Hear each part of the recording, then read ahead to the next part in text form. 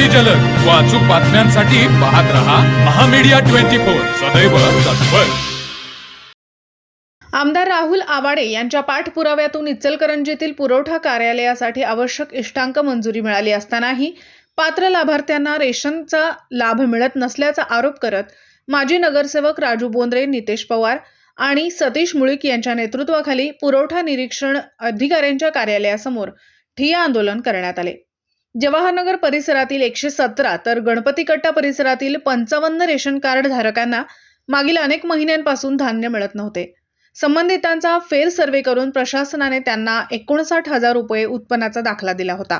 लाभार्थ्यांनी सर्व आवश्यक कागदपत्रे पुरवठा कार्यालयात जमा करूनही त्यांच्या नावांची पात्र यादी जाहीर होत नव्हती। 9 महिन्यांपूर्वी सुरू झालेल्या या प्रक्रियेत लाभार्थी 6 महिन्यांपूर्वीच पात्र ठरले असतानाही प्रत्यक्षात त्यांना धान्य मिळत नसल्यामुळे नागरिकांमध्ये नाराजी होती। वारंवार हेलपाटे मारूनही धान्य मिळत नसल्याने राजू बोंद्रे, सतीश मुळीक व नितेश पवार यांनी या प्रश्नी पुरवठा निरीक्षकांच्या कार्यालयासमोरच ठिय्या आंदोलन केले। यावेळी जोरदार घोषणाबाजी करत जोपर्यंत यादी जाहीर होत नाही तोपर्यंत हलणार नाही अशी भूमिका घेतली।